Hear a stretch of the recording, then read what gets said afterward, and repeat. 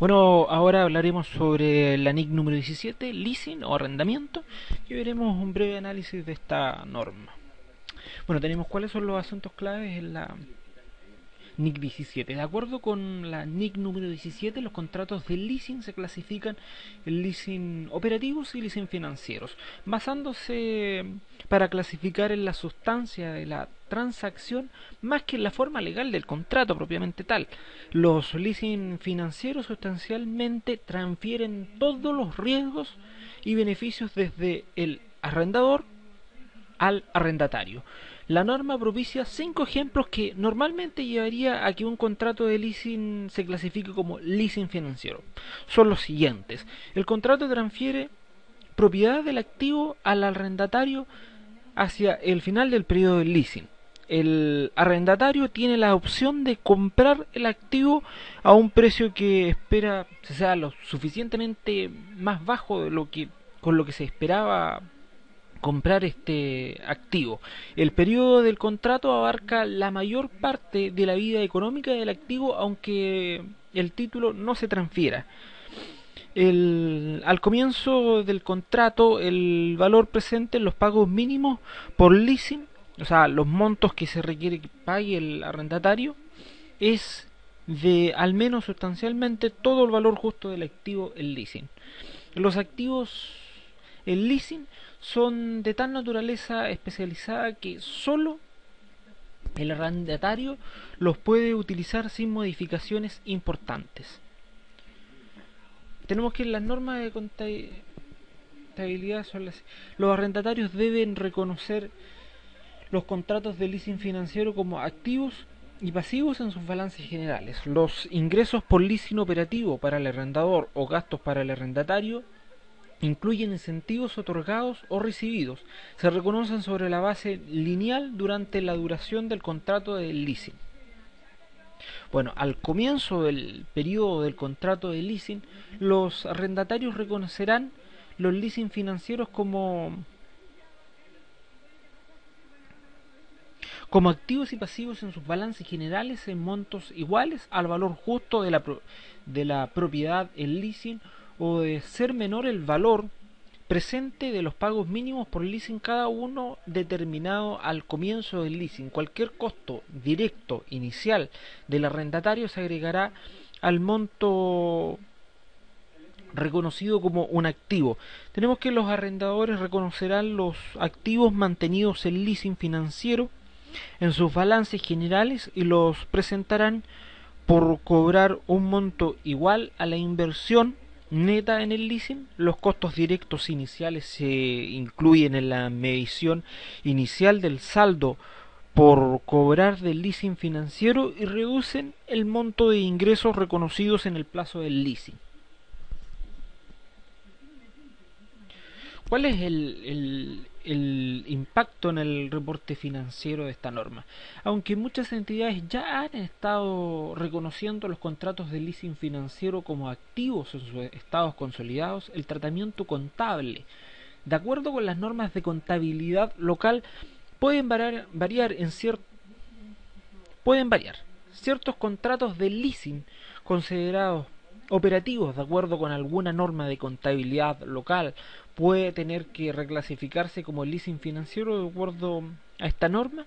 Además, la mayor parte de las entidades tendrán que efectuar revelaciones adicionales tanto para leasing financiero como para el leasing operativo. El impacto de esta norma en el reporte financiero puede considerarse de acuerdo con las siguientes categorías. Primero, la identificación de las transacciones por contrato de leasing, los contratos de leasing financiero y los operativos, revelaciones requeridas, la aplicación de otras normas, las transacciones y ventas en el leaseback o la retroarrendamiento.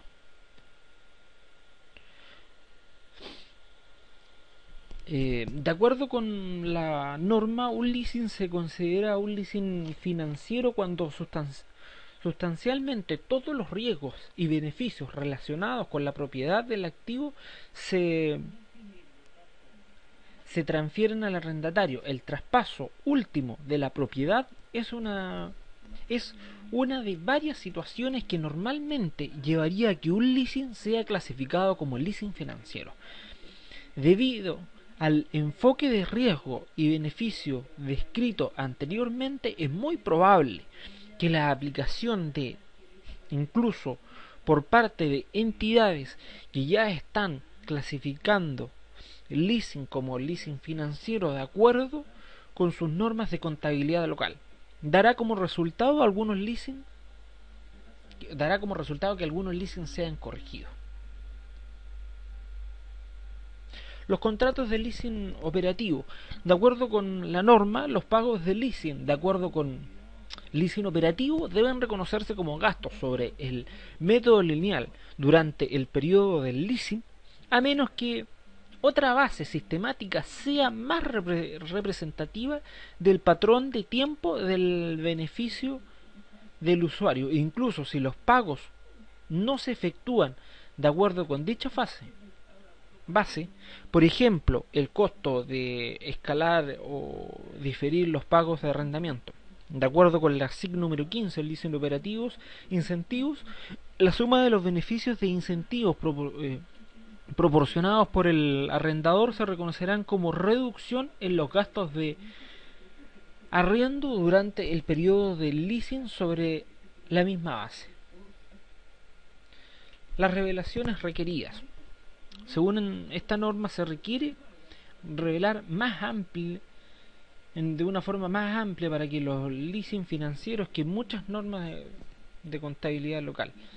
En especial, la norma requiere que las entidades reporten por separado arriendos contingentes pagados durante el periodo y revelar el valor descontado de pagos mínimos por leasing. Además, se requiere información acerca de las principales provisiones por leasing en lo que concierne a la base para calcular los arriendos contingentes, opciones de renovación o de compra disponible y sus periodos, y las cláusulas que definen aumentos o disminuciones del arriendo o restricciones impuestas concernientes a dividendos, deudas adicionales y leasing adicional.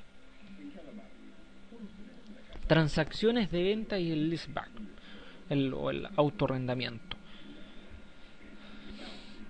Las transacciones de venta y leaseback son una característica bastante común en un gran número de industrias en las que es aceptada como forma de financiamiento, tales como tomar una hipoteca o un sobregiro bancario. Desde un punto de vista contable, una consideración mayor es si se puede reportar una utilidad sobre dichas transacciones. El comprador o arrendador tratará el leasing del mismo modo que lo haría con cualquier otro leasing que no fuera parte de la transacción de leasing.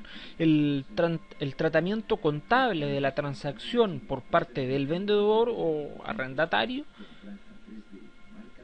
depende del tipo de leasing involucrado, es decir, si el leaseback se encuentra bajo un leasing operativo o financiero. ¿Cuál es el impacto en la organización y sus procesos?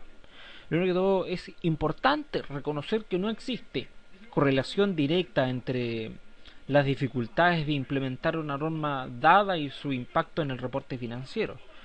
Las conversiones de IFRS requiere a las entidades identificar y analizar todos los contratos de leasing actuales. Una amplia corrección retrospectiva puede ser necesaria en la primera adopción de las IFRS.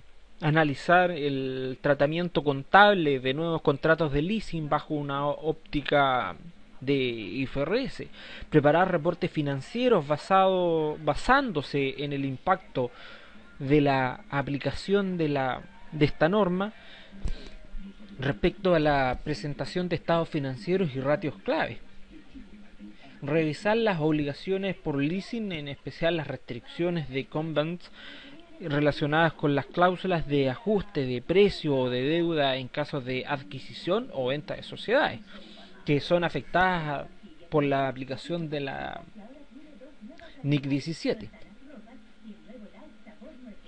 Además, las entidades debieran considerar proporcionar entrenamiento en IFRS a todo el personal involucrado, en especial al personal operacional, involucrar al personal operacional en el análisis de contratos de leasing, a consecuencia de los procedimientos contables para contratos de leasing que normalmente están centralizados, que ahora pueden ser descentralizados, para poder evaluar, basándose en los detalles de la transacción, la esencia de los contratos y determinar los pagos mínimos. La participación del personal operacional en el trabajo efectuado por especialistas financieros en contratos de leasing y asuntos relacionados incluyen la recopilación de información a revelarse. La implementación de la NIC 17 debiera dar como resultado que las entidades tengan un mejor control sobre sus inversiones en contratos de leasing y obligaciones por contratos de leasing. Bueno, ¿cuál es el impacto en los sistemas de información? Para las entidades afectadas por la NIC 17, los asuntos de leasing impactarán principalmente las aplicaciones de la tecnología de información relacionadas con la administración de activos fijos, la contabilidad financiera, o sea, la contabilidad de costos en los reportes de segmento, sistemas de reporte y la consolidación del grupo. Manejo de varios ¿Cuáles son los manejos de los varios tipos de normativas? Durante el periodo de transición, las entidades deberán considerar la posible